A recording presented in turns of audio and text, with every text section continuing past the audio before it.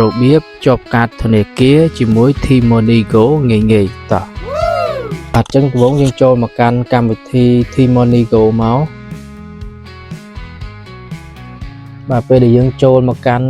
កន្លែងហ្នឹងហើយបងប្អូនមើលមកខាងក្រោមគេខាងស្ដាំដៃដែលគេដាក់ថា Change Menu ចុចលើហ្នឹងមកបាទពេលដែលបងប្អូនចុចរួចបងប្អូន scroll មកក្រោមមកបងប្អូននឹងឃើញពាក្យដែលគេដាក់ថា Kjolje Sultan Kuali ចុចកន្លែងហ្នឹងមកបាទអញ្ចឹងបងប្អូន scroll មកក្រោមទៀតមកបងប្អូននឹងមានឃើញពាក្យគេដាក់ថា Sinjong Cheku Khathu អញ្ចឹងបងប្អូនឃើញចំណុចហ្នឹងហើយបងប្អូនមើលកន្លែងសញ្ញាបូកដែលគេដាក់ថា Sinjong Cheku Khathu គឺនុកចុចហ្នឹងមកបន្ទាប់មកចំណុចកន្លែងនេះគឺគេឲ្យយើងធ្វើការបំពេញដោយយកកាតធនាគារគេហៅថាកាត ATM ដែលយើងដកលុយឬក៏វេលុយរកដងហ្នឹងយើងយកកាតហ្នឹងមកធ្វើការ scan អញ្ចឹងចំណុចហ្នឹងយើងធ្វើការ scan កាតយើងមកបាទអញ្ចឹងពេលដែលយើងធ្វើការ scan រួចបងប្អូនឃើញកន្លែងពាក្យដែលគេដាក់ថាថាអឺមយើងចុចថាអឺមមកអញ្ចឹងកន្លែង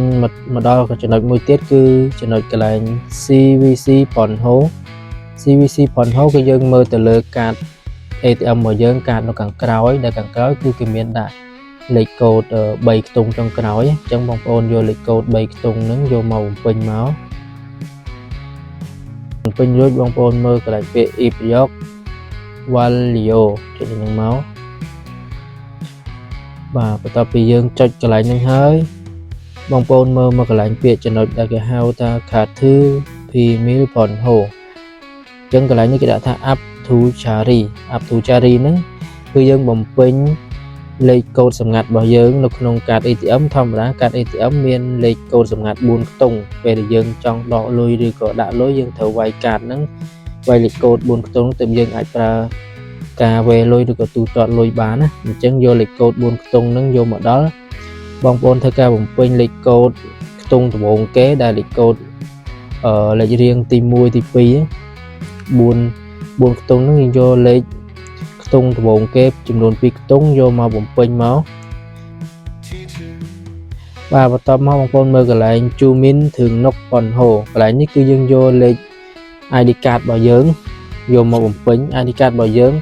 បន្ទាប់មកបងប្អូនមើលមកកាន់កន្លែង Khathu Pyolmyong Sontek អញ្ចឹងកន្លែងនេះគេដាក់ថា Chilcha Iha ចុចកន្លែងនេះគឺយើងបំពេញឈ្មោះរបស់យើងឬក៏ឈ្មោះក្រៅរបស់យើងក៏បានដែរចាប់ពី7ខ្ទង់ឡើងជាអក្សរឡាតាំងបងប្អូនបំពេញជាអក្សរឡាតាំងអង់គ្លេសមកយើងបំពេញវាធ្វើម៉េចគឺត្រូវតែមានចំនួន7អក្សរឡើងអញ្ចឹងខ្ញុំដាក់ឈ្មោះខ្ញុំឬក៏ឈ្មោះក្រៅយើងដាក់ទៅតែយើងត្រូវចាំខ្លួនឯងពេលយើងដាក់អាហ្នឹង